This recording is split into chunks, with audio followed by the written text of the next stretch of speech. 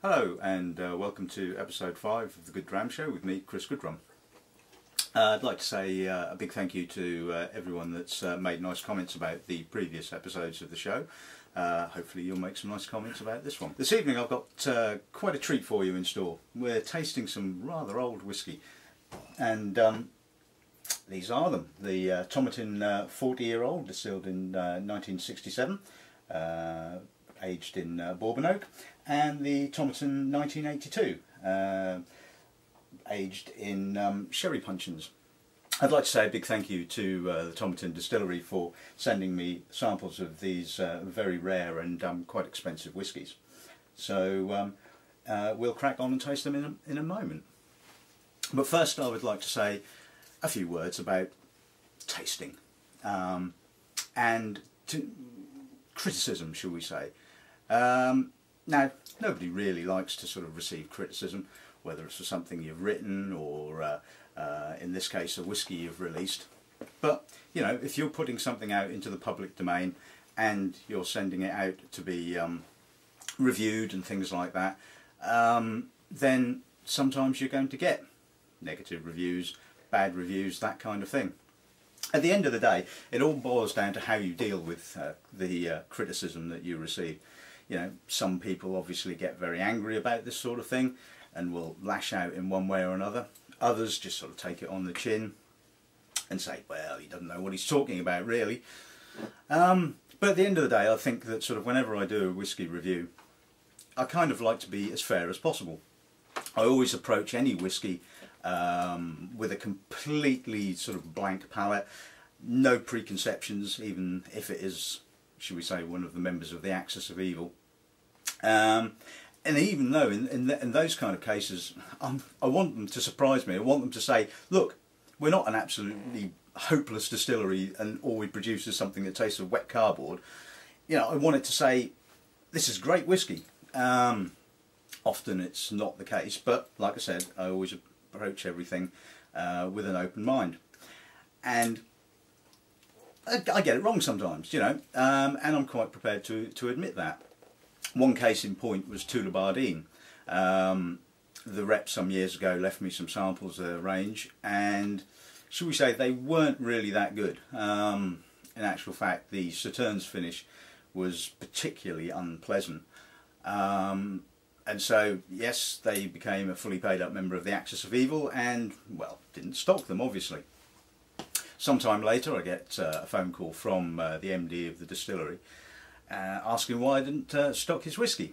Obviously, being diplomatic, one said, I wasn't really that keen on them, to be honest with you. No problem, he says, I'll send you some samples down. And I thought, fine, okay, I'll give them another try. And wholly different. Maybe the original samples had been contaminated, maybe they'd been left in the boot of the rep's car for God knows how many months and just deteriorated. But I was quite prepared to change my mind, certainly when it came to the Sauternes finish, which was absolutely gorgeous. I wasn't quite so keen on the sherry finish, but, well, you can't win them all, can you? So, I guess that's enough talking, and shall we get on to taste some whiskey then?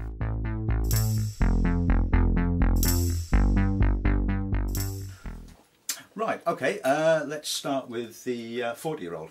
Now, normally when one tastes whiskey, one normally tastes the youngest to the oldest, but as in this case, the 40-year-old has been aged in bourbon oak, and the 1982 or 28-year-old has been aged in sherry cask. I'll kind of do the bourbon first, so let's stick our nose in the glass and see what it tells us. No, that is gorgeous. It's a little bit shy to start off with, but there's plenty of crisp, slightly granity, honey character, a nice amount of delicate sawdusty oak, a little bit of honeycomb barley, but it's the oak that's not overly intrusive, but it's certainly the oak that sort of takes the centre stage. It's not as sort of robust and big as, say, for example, a Glen Grant or maybe a Glen Roth, or Glen Rothes as I should say. But oh, that honey is gorgeous, it really is.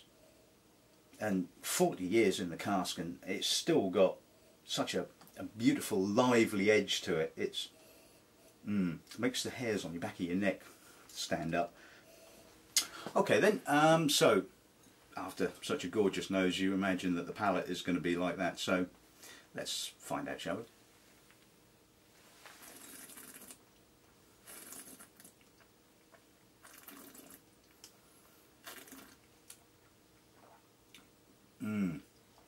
Ooh, that is heavenly.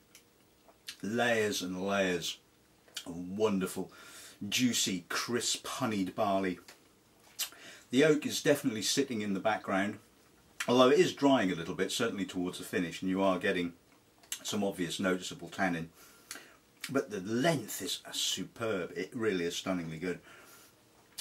Lots of slightly macerated fruit, a little bit of dried fruit, but it's that slightly sawdusty oak and granity honey that really is playing on the tongue. So absolutely stunning stuff, oh, I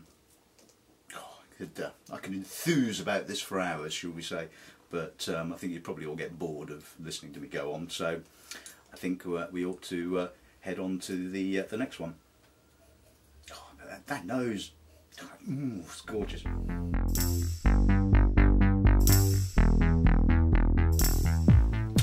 Right, okay, on to the 1982, the 28-year-old, bottled at its natural cask strength at 57%. Like I said, this has obviously been aged in sherry. You can see that from the obvious darker colour. Unusually aged in sherry puncheon. Don't see them very often these days. Sherry puncheon tends to be slightly smaller than a sherry butt, but that's basically about it, really, at the end of the day. Let's see what we get on the nose of this then.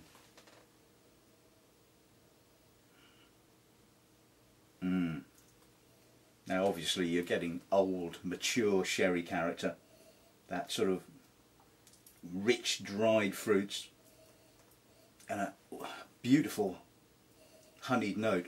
Now more often than not, with regards to sort of sherry cask whiskies, they often tend to blanket the distillery character, but you've certainly got it there with that sort of granity character, just at the edges.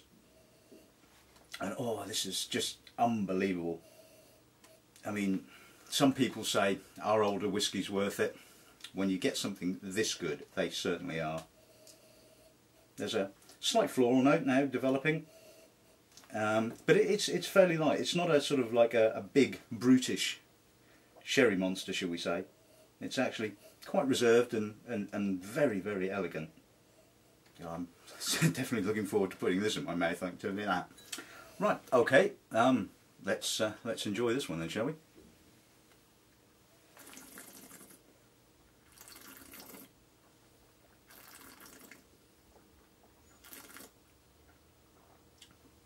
Ooh, dates, walnuts, prunes, old dried fruit, wonderfully coated by this slightly oily, viscous sherry character. Oh, there's some lovely spice on the end of this, and the length is just absolutely stunning. Really, really complex. Yep, a little bit of bittering on the end, a little bit of bitter chocolate, slight coffee note. But it's the sort of dried cherry fruits that are really, really sort of enthusing and exploding on the tongue. Oh, this is just absolutely stunning stuff. So, oh, definitely worth the entry fee, it has to be said.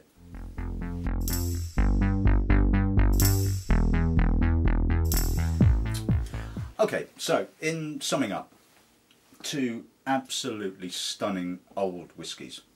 Now, like I was saying, a lot of people tend to ask, are old whiskies worth it? And are older whiskies better than younger whiskies? And the honest answer is no, not necessarily. All whiskies have their optimum bottling age. Most will be sort of in their teens, maybe their early 20s.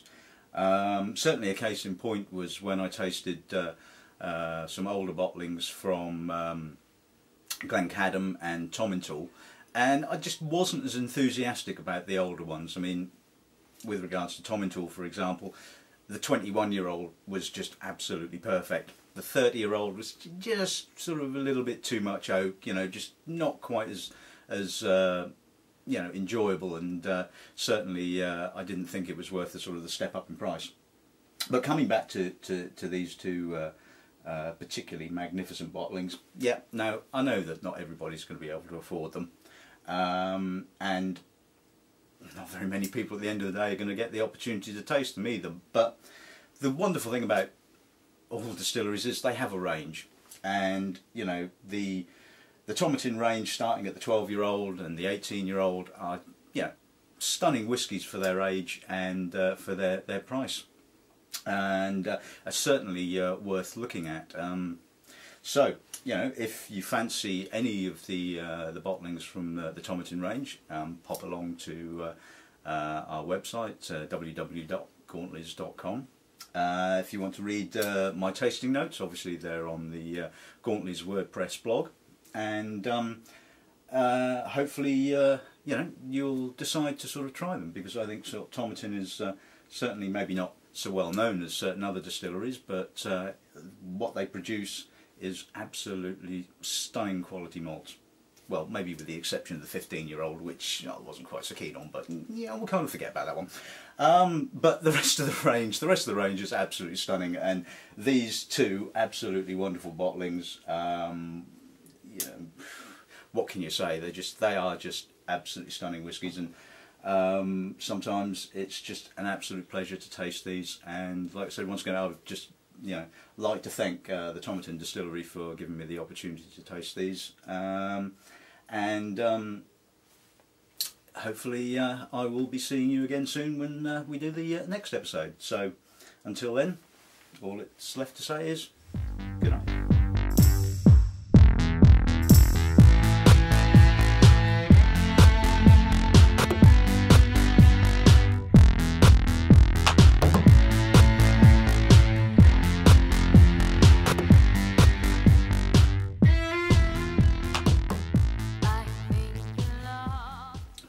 Sum this one up. just gone sort of completely overboard with this, and making me want to try them anyway. So. Well, let's drop left so you can, yeah.